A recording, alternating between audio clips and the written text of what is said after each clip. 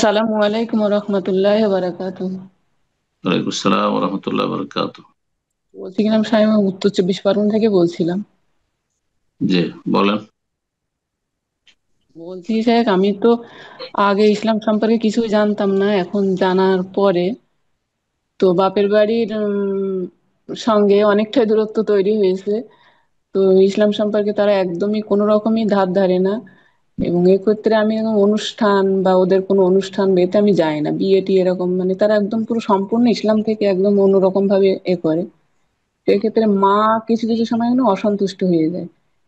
হুম, তো মায়ের কথা আমি শুনি না, মানে ভাইদের আনুগত্য করতে বলে, শুনি না। হুম। তো এর থেকে আমার মায়ের মানে অসন্তুষ্টি, এটা কি আমার কোনো পাপ হচ্ছে কিনা, এটা একটু জানার জন্য বলছিলাম।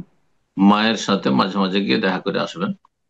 হুম। হাদিয়া উপঢৌকন কিছু দিয়ে আসবেন, যা কিছু দেওয়ার, এবং দেখা সাক্ষাৎ করবেন। হ্যাঁ, ডেলি ডেলি খোঁজ খবর নেবেন টেলিফোনে।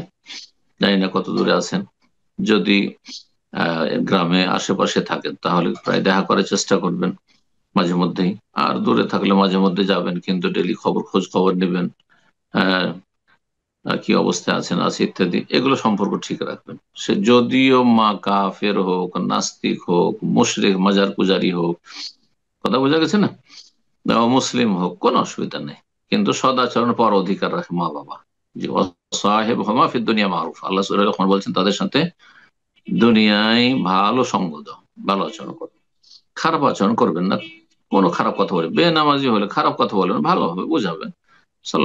সালাত পড়তে উপদেশ দেবেন, জাহান্নাম থেকে বাঁচতে বলবেন, জাহান্নামের আযাব থেকে আল্লাহ রক্ষা করুন, দোয়া দিতে থাকবেন এবং হেদায়েতের দোয়া করতে থাকবেন। ভালো ভাষা বলবেন, যে কথা আকৃষ্ট করে, ঘৃণা না ছড়ায়। আর গুনহার কাজে যদি আনুগত্য করতে বলে, যে তোমার ভাইদের কথা শোনো, বিয়েতে ডাকছে সুতরাং আসো, আর বিয়েতে নারী পুরুষ একাকার হবে, বিভিন্ন হারাম কাজ হবে, তখন জায়েজ নয়।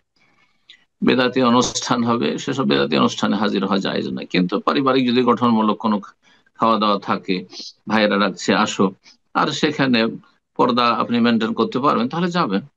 হ্যাঁ, তারা ইসলাম না মানলে কি তাদের বাড়ি দাওয়াত খাওয়া যাবে না?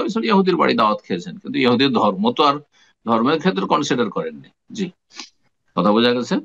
তো তারা ইসলাম যদি নাও পালন করে, ভাইরা, আর তার এমনি দাওয়াত দেয়, আর সেখানে মহিলা পুরুষ একাকার না হয়, কোনো গান বাজনা হচ্ছে না, কোনো হারাম কিছু ইসলাম বিরোধী হচ্ছে না, তাহলে যাবেন দাওয়াত গুলোতে। জি, বারাকাল্লাহ।